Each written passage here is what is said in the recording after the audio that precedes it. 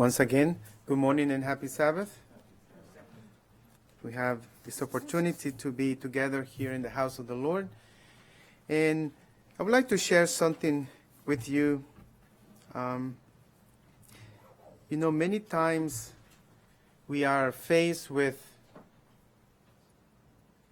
things that either others bring to us in manner of speaking, or sometimes we have to answer. And it all depends the way how we ask and the way how we react to what we are asked, that we can make a difference in the life of someone. Going back to Colossians in chapter 4 and verse 6, it's very interesting how nature shows us many times, if we pay attention, how we also need to be very careful in the way we act and we react. According to this verse, says, "Let your speech be always with grace, seasoned with salt." What happens, sisters, when you are cooking and let's say you are perhaps not in the best of your health and you taste that food? What is the tendency? What happens to you? What happens within you that perhaps doesn't let you taste as the food tastes? What do you do? What is the tendency? You add more salt, right? My wife was asking me yesterday. She said, "Can you come and taste this? Because I they don't have no taste." And I tasted and I said, "Oh no, it tastes good." I was going to put more salt. I said, no, don't put more salt in the food. But, this is also happened to us. One of the properties of salt is to preserve, right? Now notice here, it says seasoned with salt. When we all like food, and we all like to put different things, to make it taste the way we like it. Some people like a little more salt than others. Others don't like salt. But in our conversation, what happens if we put too much salt? We may spoil the conversation, right? But what happens if we don't really give it the right season to that with which we are talking? We may leave the person wondering. Wisdom is necessary when we come to talking, when we speak to somebody. In Ephesians chapter 4, verse 29,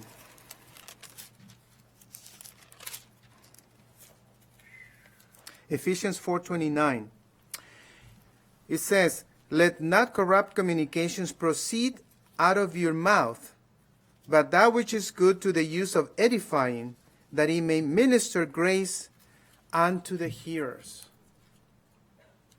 This is the counsel given by the Apostle Paul. Notice that he says, avoiding what? Corrupt communication, corrupt words. Speaking that which edifies. In the same book, chapter 5, verse 4, he says, "Neither filthiness, nor foolish talking, nor jesting, which are not convenient, but rather giving of thanks." Also, we need to avoid what? Filthy talk. Giving thanks instead. See, talking or the speech is one of the greatest gifts that God had given to men. Men had always communicated. And more specifically, God has given us one muscle that is very little in comparison to the rest. But many times it can give us get us actually in trouble. What is that muscle? The tongue. Yes. What happened to this little member sometime? The what? What did you say? Yes, it can create fire. You know, it's very interesting. When you look at history, many wars had been started by what? Rash words. Many people had lost their life. But on the other hand, also joy, gladness has been brought to hearts because of words rightly spoken. This talent of speech, it carries a great responsibility, and it needs to be carefully guarded, for it is a mighty power for evil as well as for good. So it can go either way. Now, Psalms 5,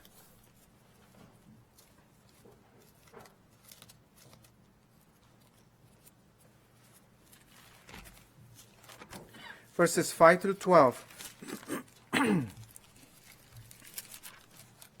Psalms 5, 5 through 12. Notice what it says. The foolish shall not stand in thy sight. Thou hatest all workers of iniquity. Thou shalt destroy them that speak leasing. The Lord will abhor the bloody and deceitful man.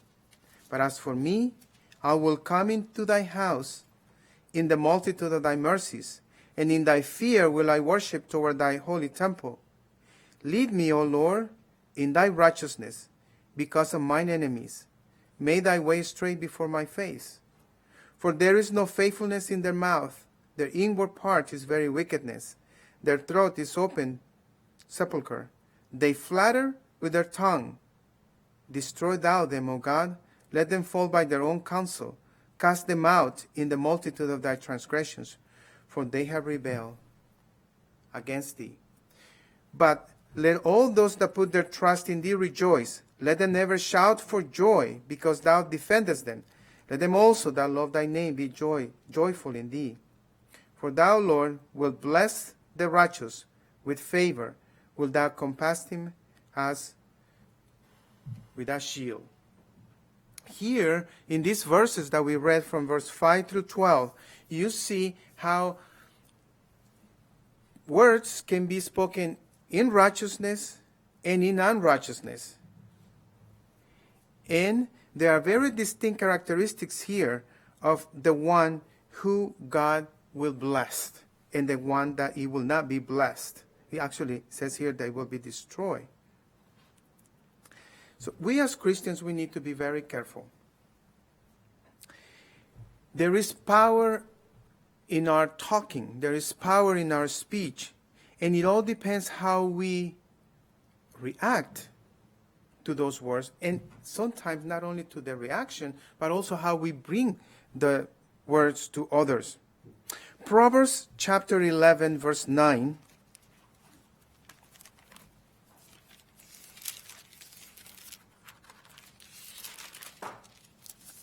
Proverbs chapter 11 and verse 9 and verse 11, he says, An hypocrite with his mouth destroyeth his neighbor, but through knowledge shall the just be delivered. Verse 11, By the blessing of the upright the city is exalted, but it is overthrown by the mouth of the wicked.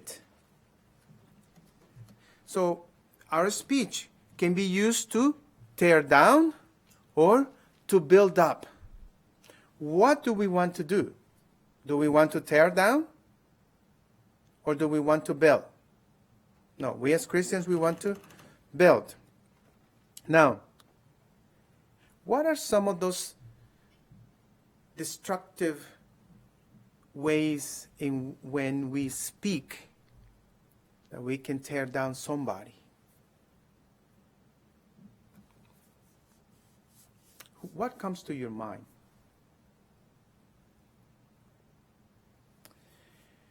What about flattery? You know, I typed the word flattery in the Bible. It's very few verses have the word. Flattery is also known as an adulation. What is that? Flattery is a part of the world's policy, but it is no part of Christ's policy. When somebody wants something from you, what do they use? They flatter you in many cases. What is the idea? Is to make you feel what? Good in a sense.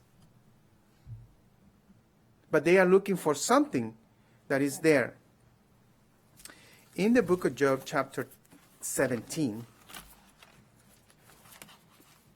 verse 5,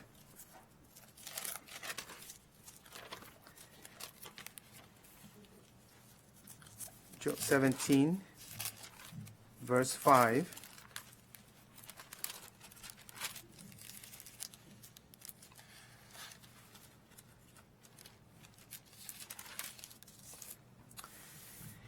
he that speaketh flattery to his friend, even the eyes of his children shall fail. These are the words of Job. Now, Psalms 12, verses 1 through 4. Let's go back to Psalms.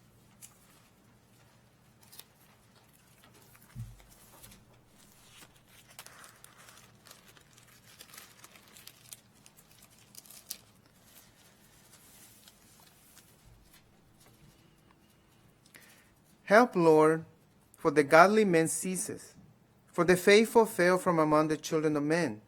They speak vanity, every one with his neighbor.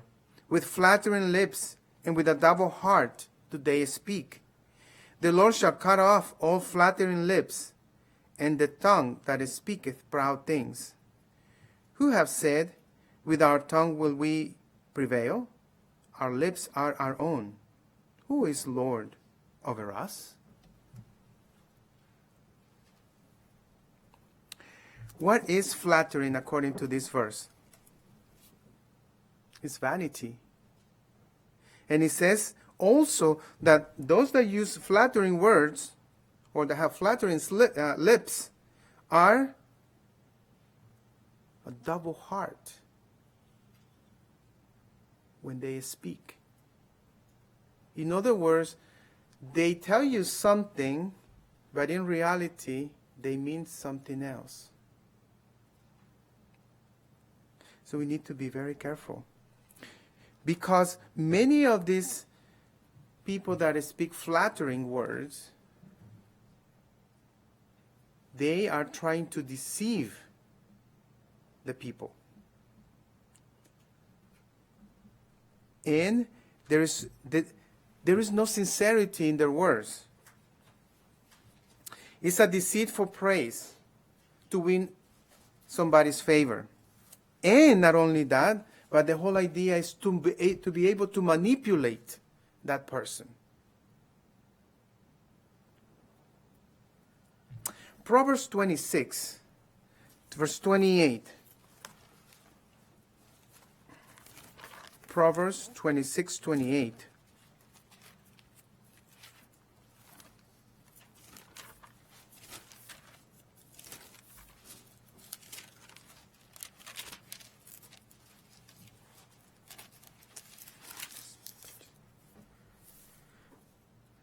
A lying tongue hateth those that are afflicted by it, and a flattering mouth worketh ruin.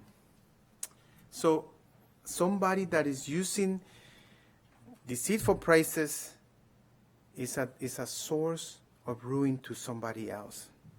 And what is their idea? Is to crush the other person. And also they entrap the person with those flattering words. According to Proverbs chapter 6, verse 24, and Proverbs 7:21, flattering words are used by those that look for something that is not good in the sight of the Lord. Proverbs 6:24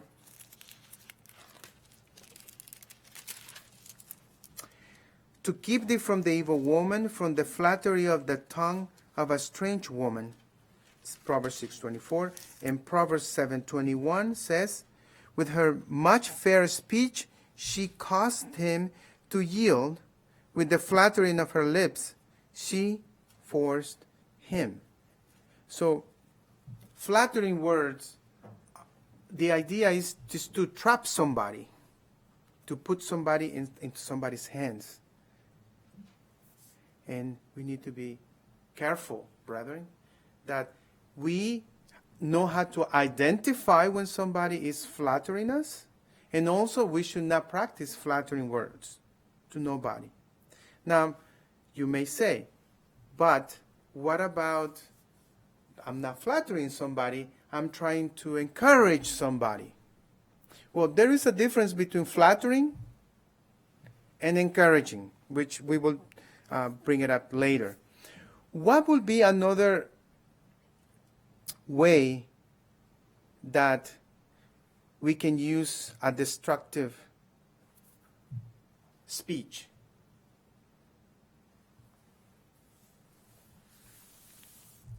What about gossip?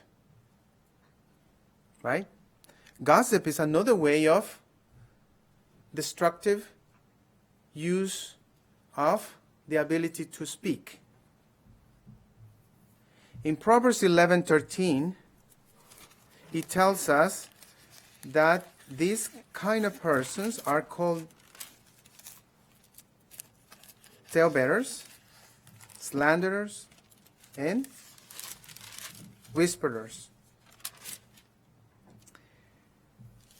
A talebearer revealeth secrets, but he that is of a faithful spirit concealeth the matter. So a gossiper is somebody that will know a secret and will do what? Spread it. And it's very easy to do something like that. I mean, we can fall into that temptation as well. You know, we have to pay attention, brethren, that these type of things don't happen. Keep in mind, a gossiper is somebody that will reveal secrets and is an unfaithful person. Proverbs 17:9, Solomon, it gives us an idea what else happens with a gossiper. Proverbs 17:9. He that covereth a transgression seeketh love, but he that repeateth a matter separates very friends. So betrays, he destroys friendships. By what? By repeating the matter. On the other hand, the one that really respects that has been shared, that person will keep it. He will not spread it.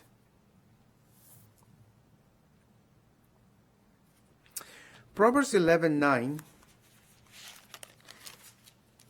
it tells us that gossipers and the gossip that is spread, it will destroy. What is it that destroys? Proverbs 11:9. A hypocrite with his mouth destroyeth his neighbor, but through knowledge shall the just be delivered.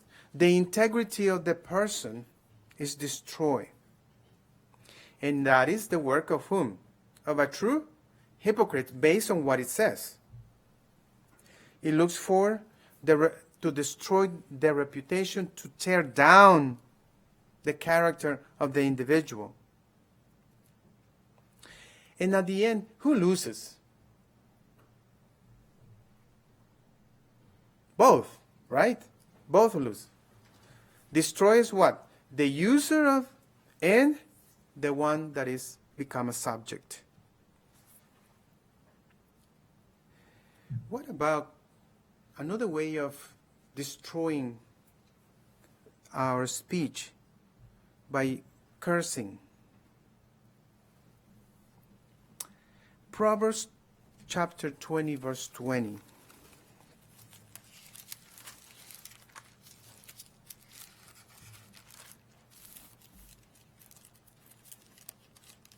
Proverbs 20, verse 20.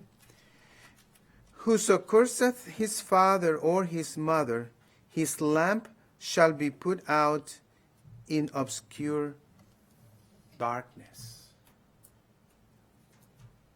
Do you remember in the Sermon on the Mount, Jesus mentioned something there when the parents will come to the son and the son will say, Raka, meaning that what he had given it to the Lord. What did Jesus say to that? That they were breaking the law by doing so and by teaching so. And according to this verse here, whosoever curses his father or his mother, his lamp shall be put out in obscure darkness. We need all to be very careful that we do not transgress the fifth commandment here. We don't need necessarily to use words to curse our parents. By disobeying, by disregarding their counsels, we are breaking the fifth commandment. And according to this, his lamp or her lamp shall be put out in obscure darkness. What will happen to that person? What can happen to us? You know, the words of Christ comes to my mind when he was hanging on the cross and he saw his mother there. What did he do? He talked to his disciple John and said, Lo, your mother. He told her, basically, you need to take care of my mother.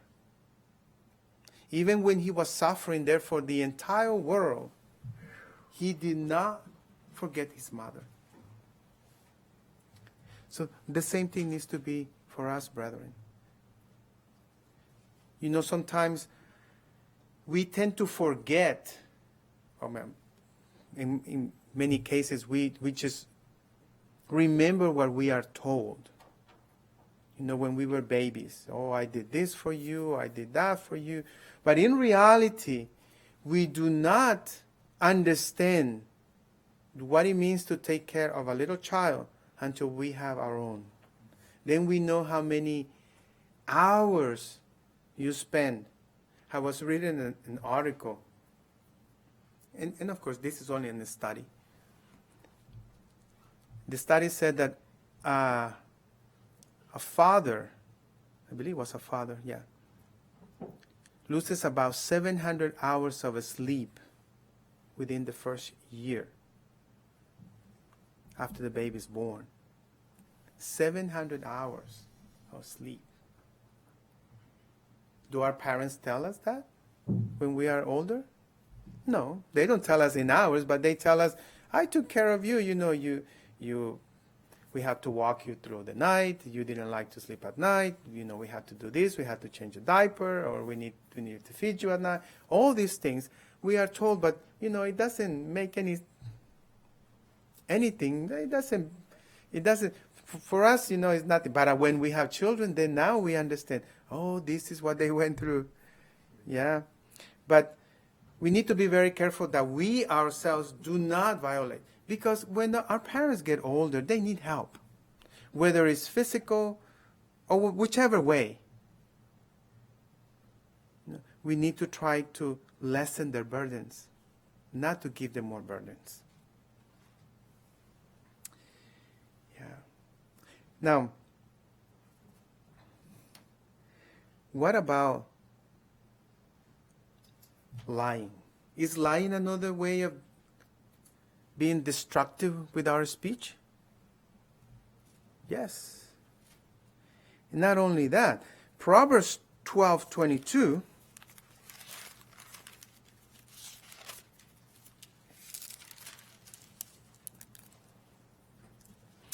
lying lips are abomination to the Lord, but they that do it truly are his delight.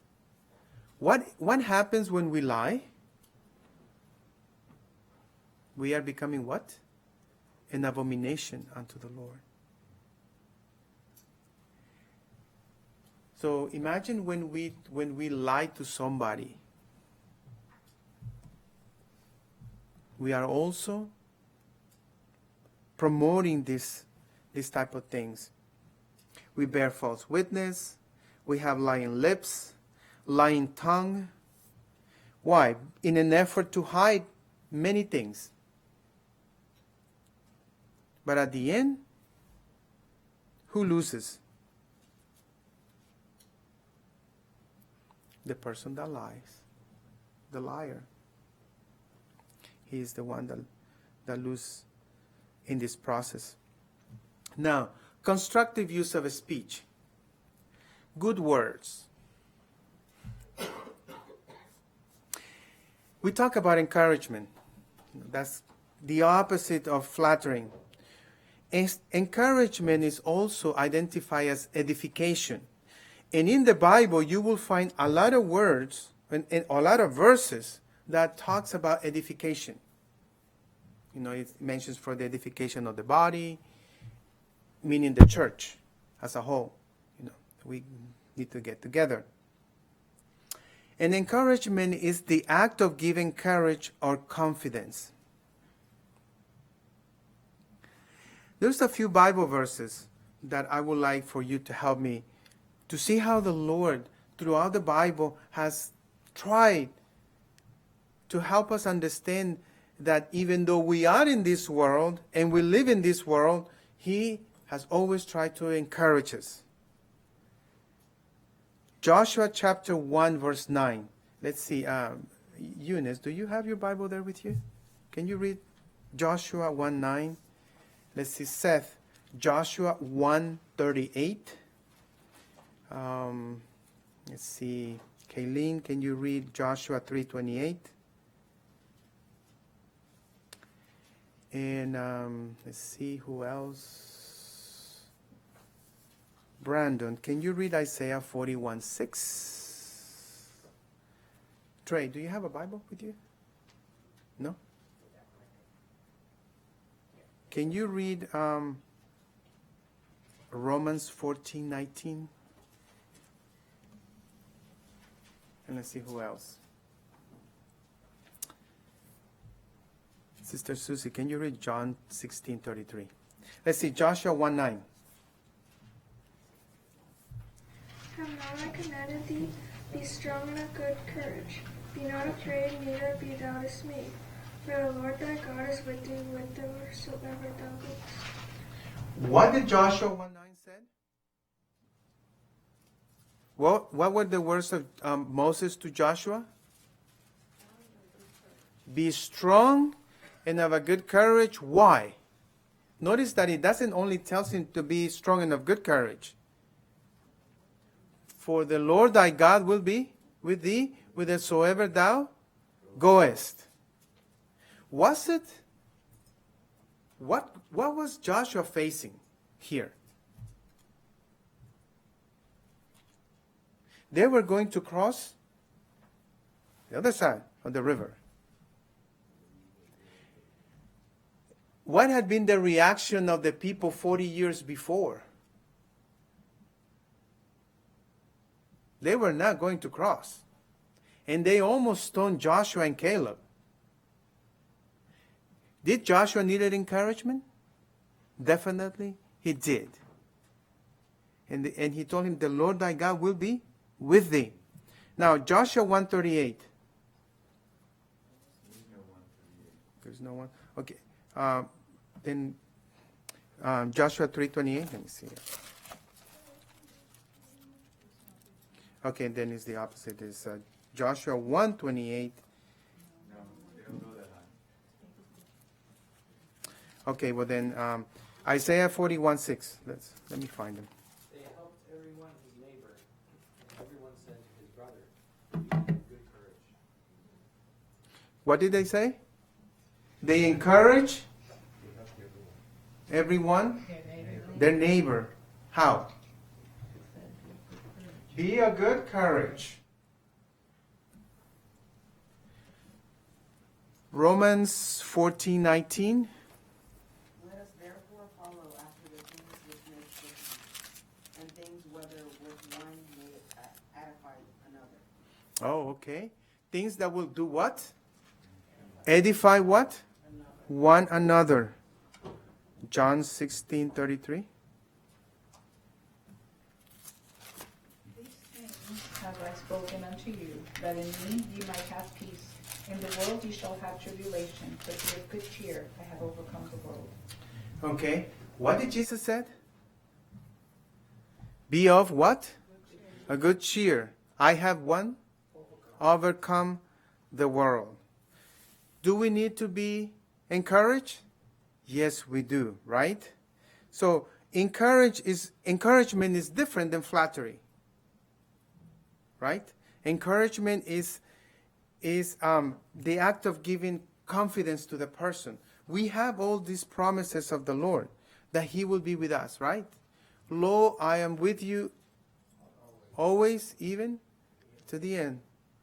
So all these things, God has given us this opportunity to have them written so we can be encouraged, well prepared for what is coming. Now, in that process of being encouraged, when we try to encourage others, what kind of words do we need to use? Proverbs chapter 10, verse 11.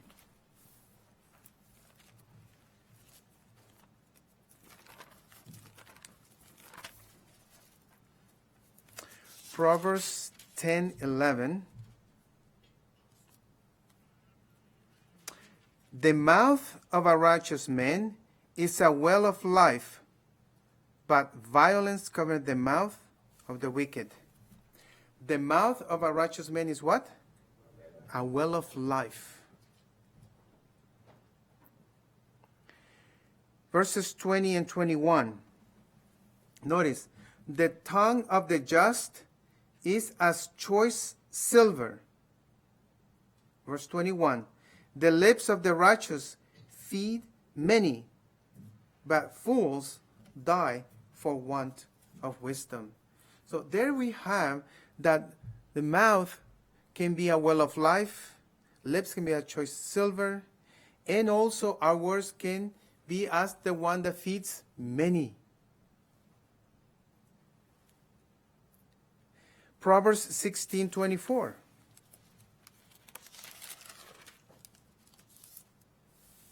Pleasant words are as a honeycomb, sweet to the soul, and health to the bones. Right? It can be sweet. It can be like the honeycomb, sweetness to the soul, health to the bones.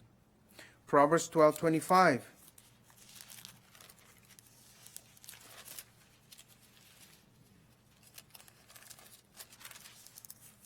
Proverbs 12:25.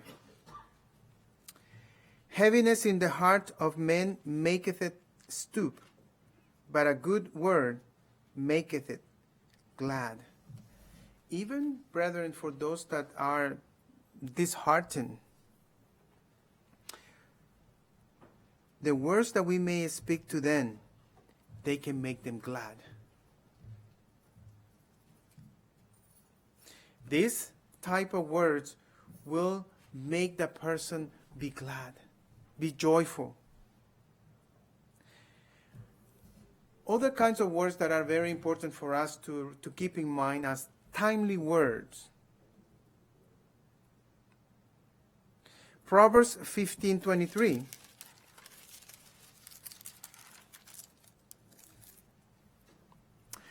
A man hath joy by the answer of his mouth, and a word spoken in due season, how good is it? Well-timed words will bring joy. A word spoken in the right season. Be very good. Proverbs 25:11. It's a very known Bible verse.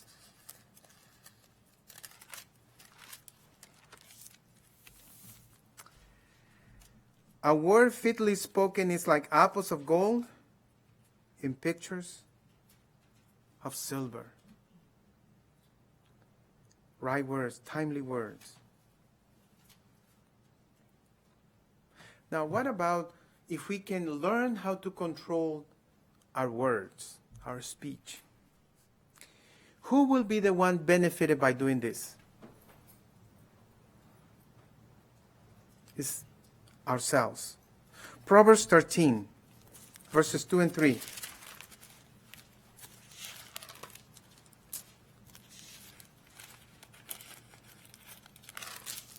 Proverbs 13, 2 and 3.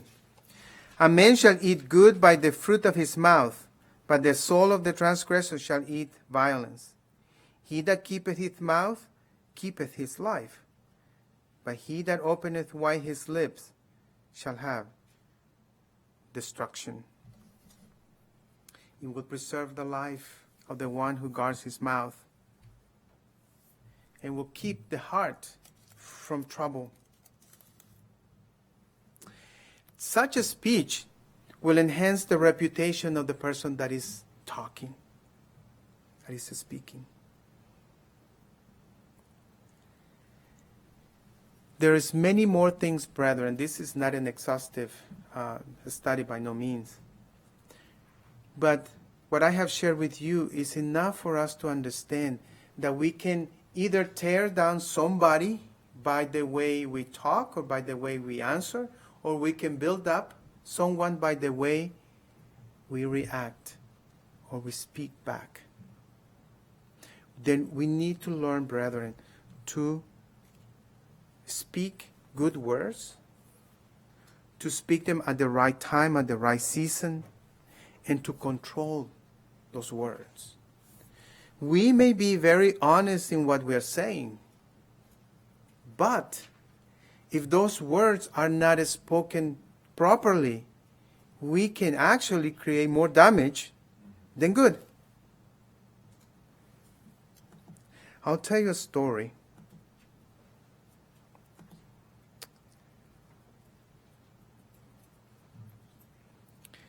Two men, both seriously ill, occupied the same hospital room. One man was allowed to sit up in his bed for an hour each afternoon to help drain the fluid from his lungs. His bed was next to the room's only window. The other man had to spend all his time flat on his back. The men talked for hours on end. They spoke of their wives and families, their homes, their jobs, their involvement in the military service where they had been on vacation.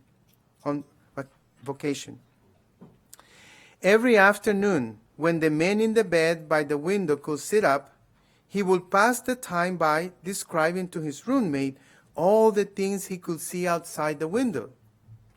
The man in the other bed began to live for those 1 hour periods where his world would be broadened and enlivened by all the activity and color of the world outside.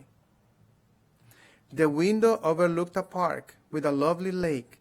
Ducks and swans play on the water, while children sail their model boats. Young lovers walk arm in arm amidst flowers of every color, and a fine view of the city's skyline could be seen in the distance. As the man by the window described all this in exquisite detail, the man on the other side of the room would close his eyes and imagine the picturesque scene. One warm afternoon, the man by the window described a parade passing by. Although the other man couldn't hear the band, he could see it in his mind's eye as the gentleman by the window portrayed it with descriptive words. Days and weeks passed. One morning, the day nurse arrived to bring water for their bath, only to find the lifeless body of the man by the window, who had died peacefully in his sleep. She was saddened and called the hospital attendant to take the body away. As soon as it seemed appropriate, the other men asked if he could be moved next to the window. The nurse was happy to make the switch, and after making sure he was comfortable, she left him alone. Slowly, painfully, he propped himself up on one elbow to take his first look at the real world outside. He strained to slowly turn to look out the window beside the bed. It faced a blank wall. The man asked the nurse what could have compelled his deceased roommate, who had described such a wonderful things outside this window. The nurse responded that the man was blind and could not even see the wall. She said, "Perhaps he just wanted you to be encouraged." See, it all depends, brethren, what we see and what we would like to do. Do we want to tear up somebody? Give him harsh words, and we will do that. Do we want to encourage somebody? We know where the source is. I remember my own personal experience. There were two doctors in my family. One was he was my great-grand-uncle. The other one was attached to us as a family because he married somebody within our family. I didn't like to go to my great-grand-uncle. Why? Because every time I went, he'd say, "Oh, there he comes again. What do you need? Sit down here. Get your tongue out. Let me see your ear. Let me see this. And he would be so cold. And as a child, I dreaded every time my dad said, "You need to go to your uncle to get checked." I hated it. I never said no, but I didn't like it. On the contrary, the other doctor, who was my uncle as well, who was married to my father's cousin, he was so pleasant. Every time he saw, he said, "My son, come here," and he will hug me, say, "Come and sit." He would even tell the secretary, said, "You stop everybody else, I'm going to see him first." And he would say, "Sit down, my son, and how is school? How are you doing? How is your dad? How is this?" And I mean, he will make me feel so comfortable that he will do it in 10, 15 minutes, but it will seem like it was an hour. And to me, it was a delight to see him. When I could escape going to my other uncle, I would go to him. But why? Because it made me feel good.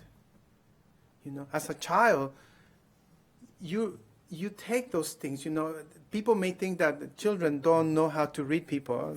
That's not right. That's not true. They do, and we do. So, brethren, we have such a great opportunity as Christians. You know, we have the word of life at our disposal. Can we make sure that as we walk with Jesus hand in hand, that we can ask him to give us the right words to speak to those that are in need? Whatever the need may be, you know, we don't know. The one word can make a difference in that person's life. So may God help us. Let us pray that God will give us the right words. Imagine that blind man knowing what was going to happen to him. He had but a short time. And yet he was trying to encourage his fellow, his neighbor. And then he died. But the other man was trying to figure out why was he doing that. Then it's all of the perspective that we have, you know. But God has given to us promises, beautiful promises, that if we apply them to our lives first, then we can share those things with others. And these words are words of life. It will light up somebody's life.